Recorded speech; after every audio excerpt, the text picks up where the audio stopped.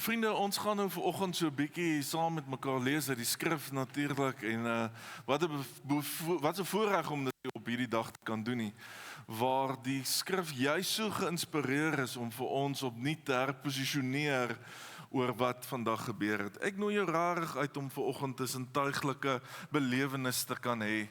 Ons gaan later in die erediens gaan ons die nagmaal ook gebruik waar ons kan proe, waar ons kan ruik, waar ons kan voel. Ek nooi u om te sien vanmôre, asseblief nie vir my nie, maar hierdie pragtige blommerangskikking, wat so tot 'n mens praat as 'n mens net daarvoor kyk. Neem tyd in die erediens, soos wat ons deur die woord gaan, soos wat ons praat oor wat gebeur het in hierdie dag. Fokus daarop, fokus op die kruis, fokus op die tekens, en mag jy die woord van God hoor in hierdie oggend. Vriende, ek wil baie graag vanoggend met u deel Lukas se weergawe en spesifiek Lukas 23 en ek wil graag vanoggend stil staan by die eerste 2 kruiswoorde volgens Lukas. Nou soos jy weet, daar was 7 kruiswoorde, sinne wat gespreek is. Ons weet nie 100% wat was eerste en wat was laaste en hoe dit by mekaar ingeval het nie. Maar Lukas, as ons dit volg, is daar 2 woorde wat so min of meer op mekaar volg. En dit is eintlik ongelooflik lekker om te sien hoe Lukas vir ons hier 'n boodskap wil kom vertel. Hoe hy hierdie 2 kruiswoorde eintlik as te ware gebruik om saam vir ons iets te sê. So ek wil baie graag vanoggend hê ons moet 'n bietjie daardeur lees. So lees saam met my vanaf vers 32. Saam met Jesus is ook 2 ander misdadigers weggelei om tereggestel te word. Toe hulle by die plek kom wat Kobbeen genoem word, het hulle hom daar gekruisig. So ook die misdadigers, een aan sy regterhand en een aan sy linkerhand. Toe sê Jesus, Vader, vergeef hulle, want hulle weet nie wat hulle doen nie. Hulle het sy boogklere verdeel deur daaroor te bloot. Die volk het gestaan en toe kyk. Die volksleiers het aangehou om smalend te sê, ander het hy gered, laat hy homself red as hy die Christus van God, die uitverkorene is. Ook die soldate het met hom die spot gedryf, terwyl hulle nader staan en vir hom suurwyn aanbied, met die woorde, as jy die koning van die Jode is, red jouself. Bokant hom was daar ook 'n opskrif, hy is die koning van die Jode. Die sogenaamde beskuldiging. Ons lees eers tot sover. Ons sal nou verder lees dan die 2de kruiswoord. Vriende, as ons hierna kyk, daai woorde, Vader, vergeef hulle, want hulle weet nie wat hulle doen nie. Vir ons Lukas, die eerste kruiswoorde wat Jesus besig is om te uiter. Die eerste woorde wat Jesus spreek, nadat spykers deur sy hande deurboor is. Nadat hy deur lyding is in die tuin van Getsemane, tot dood veroordeel is, onskuldiglik, gemartel is, geslaan is, gegeesel is, doringkroon opgesit is, deur die strate van Jerusalem beweeg het, bebloed, wetende wat kom. Sy eerste woorde vanoggend was, Vader, vergeef hulle, want hulle weet nie wat hulle doen nie. Wie was die mense wat op daai stadium om die kruis was? Wie was die hoorders hiervan? Ons weet van die aanloop. Ons weet van Pilatus, ons weet van Herodes, ons weet van die Joodse Raad, die Sanhedrin, wat absoluut teen Jesus natuurlik getuig het. Wat hom juis ter dood veroordeel het, sodat hierdie kruismoment kan plaasvind. Om die kruis, dit is met Romeinse soldate, dit het ten minste 4 gevat om 'n kruisiging uit te voer. Waar hulle vir Jesus moes vasbind, op die houtpaal moes sit, die spykers, die hamers, en dan om daai paal te lig en te plant in die grond. Ons lees daar was 3 kruise daai dag. En onthou, die kruis was 'n simboliek van om te wys wat met jou sal gebeur. Om te wys, ons vat nie nonsens nie. Ons is in beheer. Dit is 'n strafregtelike proses wat hier uitgevoer word, sodat almal kan sien wat hier aangaan. Ons sit met fariseërs, ons sit met skrifgeleerdes, mense wat Jesus van die begin af betwyfel het, gespot het, vir hom probeer veroordeel het, vir hom probeer uitdaag het, vir hom probeer uitvang het, wat geïntimideerd was deur wat Jesus gesê het, in plaas daarvan om vrede, vreugde en die waarheid raak te sien in Jesus. Ons sit met volksleiers om die kruis, wat kyk wat besig is om te gebeur, en smalend half sê, kyk, ons was reg, sekerlik iemand soos dit wat sê wie hy is, kan nie so lyk nie, kan nie so magteloos daar hang nie. Vir hulle is die kruis amper bevestiging dat hulle reg was. Ons sit met die volk wat dit toekyk. Sommige van daai volkslede het nog 'n paar ure van tevore gesê kruisig hom, toe die vraag gevra het, wie moet ek vrylaat? Van daai volkslede natuurlik is ook hartseer, deur mekaar, emosionele, verwarde mense, wat ten spyte van Jesus se woorde, terwyl hy bedien het op aarde, as dit gebeur, as 'n kruis en bloed en veroordeling en al hierdie goed gebeur, dan is dit asof al daai woorde vergeet word, wat Jesus gesê het, van dit lyk na 'n einde, verseker nie na 'n begin nie. En dan sit ons met die ander twee kruise. Jy weet, 'n mens kan nie help om te dink dat van alles wat Jesus kon oordink om te sê in sy finale oomblik aan daai kruis, dat dit, volgens Lukas, sy eerste woorde sou wees nie. Sal ons mekaar herinner hoe Jesus sy bergrede ook begin het? Want ons kan nie na hierdie woorde kyk en nie sien hoe ernstig Jesus was nie. Ons praat hier van 'n situasie wat Paulus ook vir ons beskryf voordat ons by die bergrede dalk kom. Wat Paulus ook vir ons sê, as hierdie mense geweet het wie hy was, sou hulle dit dalk nie gedoen het nie. Paulus skryf in 1 Korintiërs 2, ons praat egter van God se wysheid wat in 'n misterie gehul was.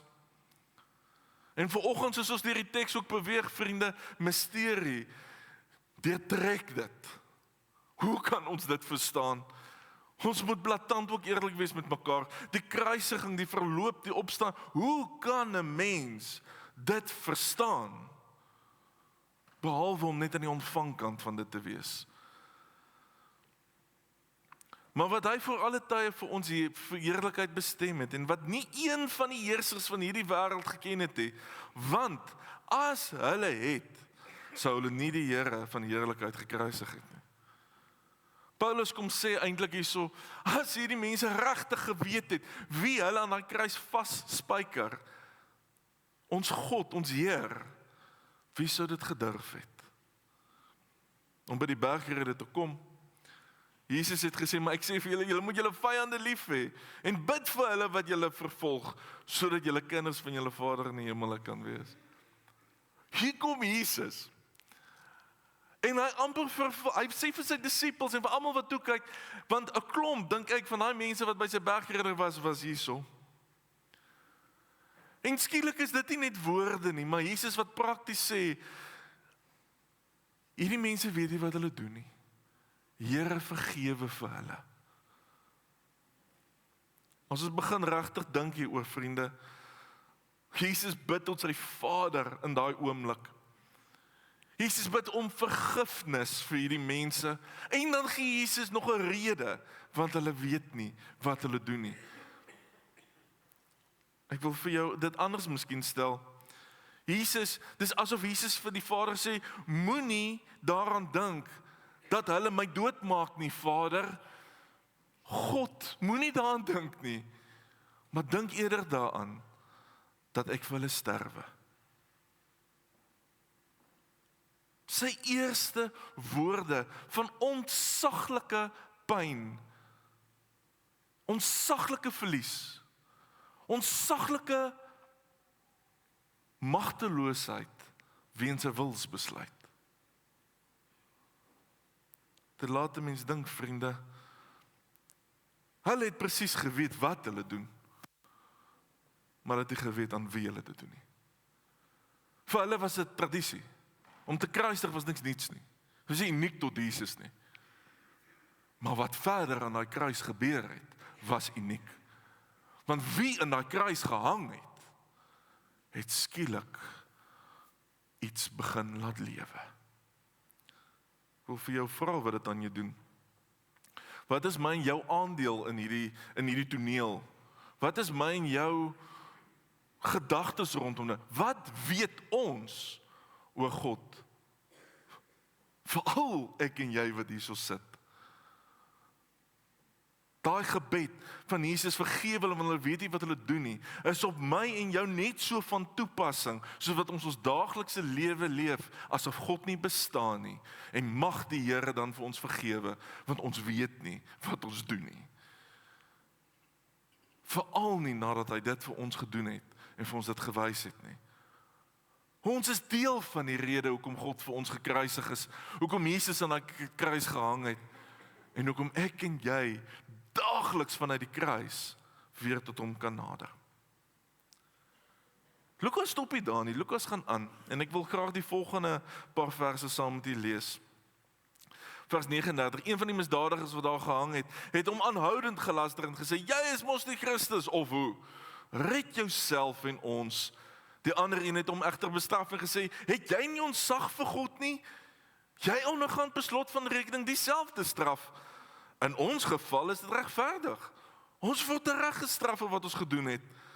Maar hierdie man het niks verkeerds gedoen nie. Hy sê toe, Jesus, dink aan my wanneer u in die koninkryk kom. En Jesus het hom geantwoord, Amen, ek sê vir jou, vandag sal jy saam met my in die paradys wees. As ons kyk na die eerste misdadiger, in sy absolute pyn, net soos Jesus, ook deurboor, ook bebloed, verduur dalk nie dieselfde tipe spotting nie, maar in pyn, ontsaglike pyn, wat is sy reaksie? Hy het aanhoudend gelaster en gekla, gevloek, te kere gegaan, binne sy pyn vasgevang, sy pyn neem oor, sy omstandighede bepaal sy reaksie, wat hy sê, terwyl hy fisies ervaar wat besig is met hom te gebeur, en te weet, die dood is inevitable. Hy spot, jy is mos, ons kan ook sê, as jy die Christus is, so 'n tipe van 'n tartene, of hoe? Kyk, hy twyfel wat deurkom van hierdie ou af, hierdie is net 'n man wat hier langs my hang, hierdie gesprekke, hy neem nou deel, in sy laaste oomblikke, begin hy dit nou ook sommer lekker vind, om vir Jesus, saam met die skare, te bespot. En laastens, hierdie uitdaging, red jouself dan man, is jy dan nou dom om self daar te hang, red jouself dan, en while you at it vir ons ook, 'n opdrag. Hierdie ou het duidelik geen idee wie langs hom hang nie. In teenstelling daarmee sit ons met die ander misdadiger aan die ander kant. Die ander een het dan hom egter bestraf en gesê, het jy geen ontzag vir God nie? Wat 'n verklaring van hierdie misdadiger. Kan dit wees dat hierdie ander misdadiger het so pas die woorde gehoor wat Jesus geuiter het, deur te sê, Here vergeef hulle, want hulle weet nie wat hulle doen nie. Dat hierdie ou iets hoor, van hierdie God wat in hierdie onmoontlikste tyd bid om vergifnis vir ander wat dit aan hom doen. Wat vir hom die bevestiging gee van alles wat hy gehoor het, alles wat hy gesien het, dat hier is iets anders. Hierdie is nie gewone kruisiging nie, hierdie is nie gewone ou aan 'n kruis nie. Wat 'n belydenis om op daai stadium te sê, het jy nie ontzag vir God nie? En dan tweedens, om te erken, ek bedoel, ons ondergaan die straf wat ons moet, ons het gedoen wat ons gedoen het. Hierdie is onskuldig. 'n Misdadiger, iemand wat in die lewe geleef het soos wat hy wou, dalk om desperate redes, ons weet nie. Maar hy weet, dat hy het iets verkeerd gedoen. Maar op 'n manier weet hy ook, hierdie man is onskuldig. Hy hang nie vir dieselfde redes as ek en jy nie.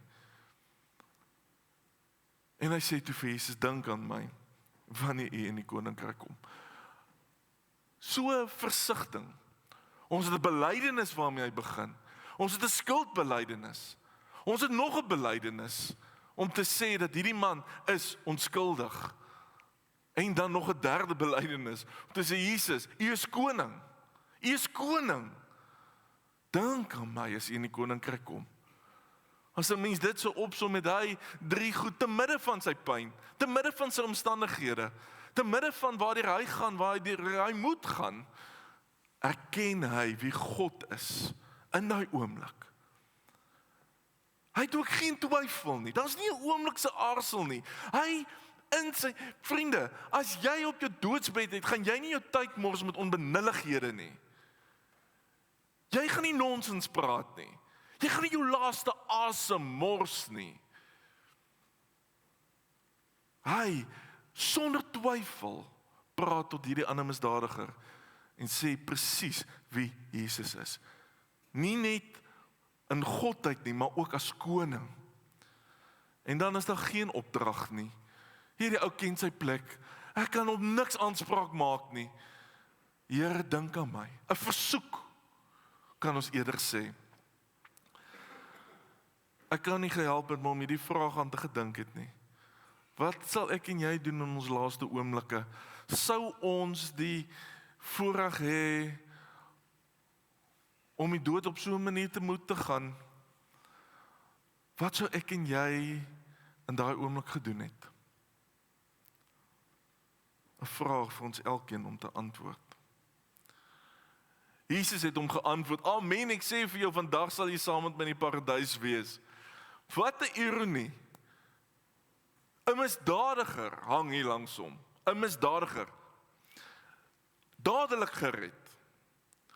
Saam met Jesus in die paradys. Hierdie ding kon soveel anders uitgespeel het, né? As ons dink daaraan.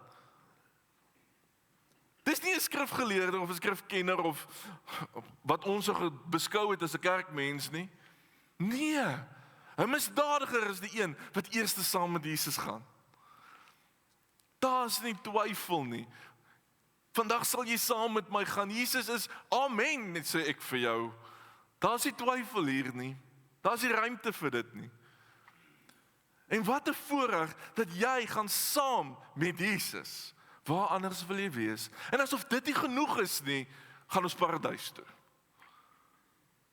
Vriende, hoe kan ons dit begryp? Hoe kan ons dit begryp? Jy sien, ek en jy het nogal iets om te besef hier, dat in hierdie onmoontlikste van situasies, waarmee ek en jy ook ons dalk kan assosieer by tye, binne dood, binne bespotting, binne opinies, binne magteloosheid, binne hopeloosheid, binne verwagteloosheid, gebeur die ondenkbare. Absoluut ondenkbare. En kom daar redding in die laaste sekonde vir iemand. Die hartseer is ek en jy vind onsself dalk op 'n plek van, is ons die verlore seun of is ons die oudste seun? Wat maak dit aan ons as ons hoor, ons wat jarelang Christene is, kan dit wees dat hierdie ou so vinnig gered word? Ja, dit kan. Want dit is onvoorwaardelik. En dis die genade van God. Wat ek en jy ook daagliks, elke moment toegang toe het. Maar dit vra van ons om te leef vanuit daai genade uit, sodat ons die blydskap en die vrede van dit kan ervaar, en dan almal te verwelkom, selfs op die laaste oomblik met blydskap, tot die teenwoordigheid van Jesus. Jesus, as ons kyk na sy optrede, in sy grootste pyn, in sy donkerste tyd, in verraad, in onreg, waar sy skepping teen hom draai, in bespotting, in verwerping, in die skadu van sy dood, magteloos, weens eie keuse. Want hy kan doen wat almal sê, hy kan homself van die kruis afhaal, hy kan klomp goed doen, hy kan nou Romeine vernietig, hy het legioen engele tot sy beskikking. Maar nee, wat gebeur? Jesus se laaste dade, sy laaste woorde gaan daaroor dat hy bid. Sy eerste daad aan die kruis is om te bid. Wat 'n les leer hy vir ons? God self, wat hy vra, wys hy vir ons. Bid. Hy fokus op sy Vader. Vader, vergewe hulle, want hulle weet nie wat hulle doen nie. Hy is gefokus op ander. Nie een keer sien ons hoe Jesus oor sy pyn in sy eerste woorde praat selfs nie. Hy is absoluut gefokus oor die wat dit aan hom doen. En dan tweedens, luister hy tot aan die bitter einde aan die kruis, na hierdie misdadiger langs hom toe. Hy hoor alles rondom dit, maar hy reageer slegs op hierdie gelowige wat langs hom hang. Hy luister. Hy dink nie aan homself nie, want hy gaan deur hierdie proses, hy is in hierdie lyding, en hy gaan nie deur, sonder om terug te deins, sonder om in te gryp. Hy wys vir ons wat is redding, hy wys vir ons wat is dit om te vergewe. Want dit beloof ek vir jou, vandag sal jy saam met my nog in die paradys wees. Onmiddellik vrygespreek. Jesus se eerste persoon wat hy in die paradys invat. Wat 'n genade. Hoe onvoorwaardelik. Dink nie daar's 'n beter voorbeeld in die Bybel as om te sien hoe onvoorwaardelik hierdie genade is nie. Hierdie ou hoef niks verder te gedoen het nie. Hy moes verder saam met Jesus geloop het, nadat hierdie ou besef het wie Jesus is. Vriende, hierdie was vir my 'n verskriklike ontdekking toe ek deur hierdie 2 kruiswoorde gaan en ek kyk wat sê die Romeinse soldate, wat sê die volksleiers, wat sê die misdadigers. As jy die koning van die Jode is, red jouself. Ander het hy gered, maar homself kan hy nie red nie. As hy dan die Christus van God is, die uitverkorene is. As jy die Christus is, red jouself. 'n persepsie van mag, dat as jy mag het, gebruik dit vir jouself. Nee? Dis tog hoe ons lewe, is dit nie? As jy mag het, ons word geken wat jy doen met jou mag. En veral as jy nie jouself kan red nie, dan kan jy verseker nie mag hê nie. Reg? Sekerlik nie. Ons kan dit nog materieel ook verder vat om te sê, ons kyk hoe goed jy is deur die kar wat jy ry of die huis waarin jy bly. Ons kyk hoe jy jou mag uitoefen. Maar as ons sien jy oefen dit nie uit, kan jy sekerlik nie mag hê nie. Selfs dit hier vir Jesus gegeld aan hierdie kruis.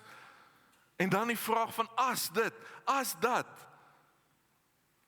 Versus die ander misdadiger wat gesê het, Jesus dink aan my wanneer in die koninkryk kom. Daar was nie van, as u daar kom, sal u miskien, daar was nie sprake van die as nie. Nou vra ek vir jou, my vriend, my vriendin, my broer, my suster, en ek staan voor julle skuldig, want toe ek hierdie woorde uitdink, het ek nie sommer net dit gaan uitdink nie, ek het geassosieer hiermee. Klink hierdie woorde bekend? As God bestaan, dan sal hy mos.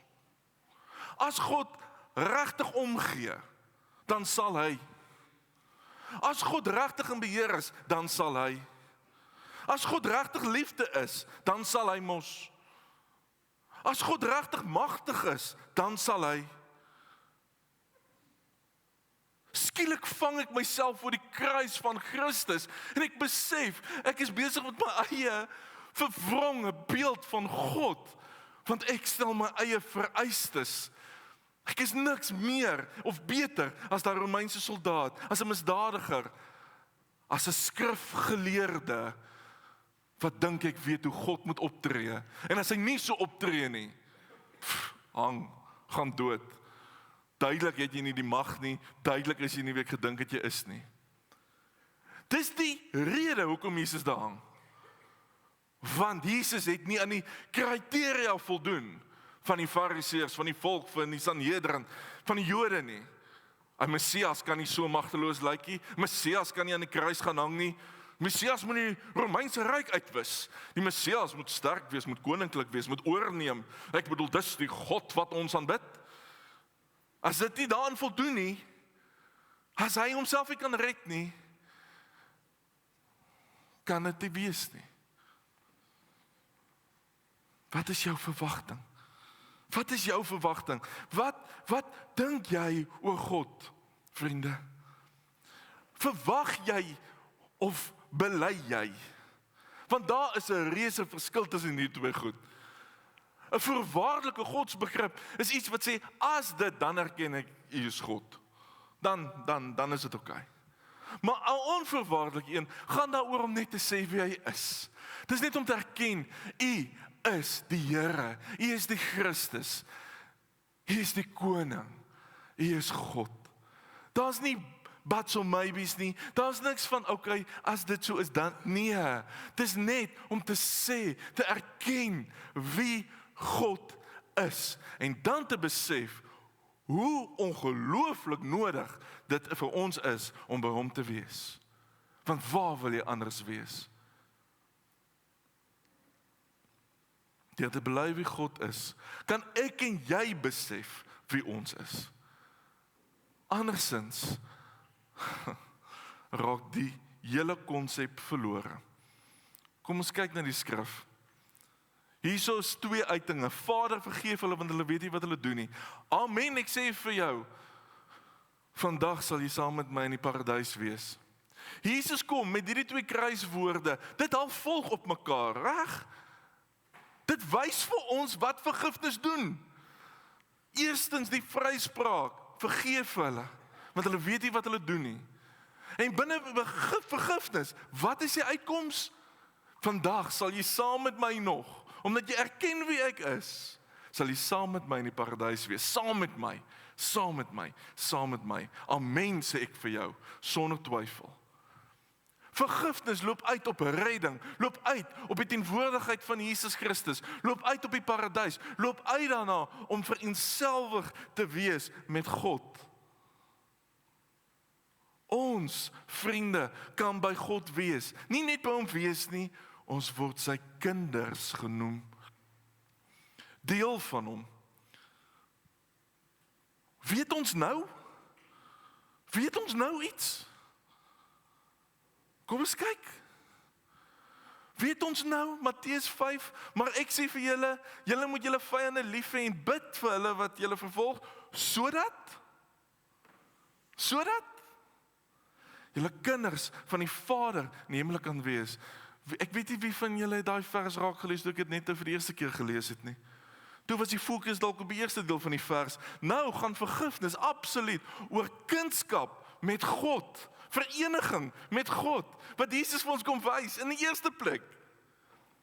Johannes 1, hy was in die wêreld het deur hom ontstaan en tog het die wêreld hom nie erken nie. Hy het gekom na wat syne was en tog het sy eie mense hom nie aanvaar nie. Maar aan almal wat hom aanvaar het, wat geweet het wie hy is, wat sê wie Jesus is, wat bely wie Jesus is, nie verwagting het nie, wat bely wie Jesus is, het hy die reg gegee om kinders van God te word, hulle wat in sy naam glo. Ons kan verder gaan, Romeine 8. Laat hierdie vers jy nie half dink aan wat hier in die kruis besig is om langs Jesus te gebeur nie.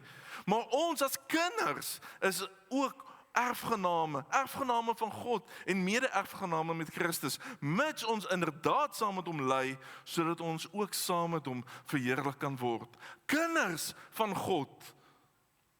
Johannes 3 vers 16. Weet ons dit vandag, vriende? Weet ons dit na alles wat gebeur het? Na Jesus se gebede aan die kruis, na die vergifnis wat hy vir ons gegee het? Weet ons dat hierdie waar is? Want so lief God die wêreld gehaat het, dat hy sy unieke, sy enigste seun gestuur het, sodat die wat in hom glo, nie verlore sal gaan nie, maar die ewige lewe sal hê, die paradys sal ingaan, by God sal wees, sy kinders genoem sal word. Terwyl ons voorberei vir die nagmaal, Kom ons wys wat ons weet en ons erken ook wat ons nie weet nie. Deur die nagmaal saam te geniet. Dis 'n oomblik waar ons kan eerlik raak met mekaar. Dis 'n oomblik waar ons nie met mekaar eintlik nie eers met God. Waar vind jy jouself voor die kruis? Waar vind jy jouself in jou verwagting van God of jou belydenis van God? Waar vind jy jouself in as God? Hoe naby voel jy aan jou Here in hierdie oggend? Want wat hy gedoen het vir jou aan daai kruis is om geen spasie tussen jou en hom te hê nie, maar om absolute eenheid te bewerkstellig. Die nagmaal is aan die kante van die tafel, van die banke en daar op die tafels daar in die saal. Vir alle besoekers, vriende, asseblief deel saam met ons in hierdie maal vir oggend. Die brood en die wyn kan uitgedeel word, net na die kante toe gestuur word en aan die binnekante toe. En u kan dit eers by u hou, ons gaan dit saam gebruik. Terwyl dit voorberei word en uitgedeel word, gaan Eckhart vir ons op die orgel speel en gaan ons luister na pragtige sang en fluitbegeleiding. En mag jy iets assosieer met hierdie woorde, met daai misdadiger aan die kruis, en veral vandag sê, o Jesus, dink aan my.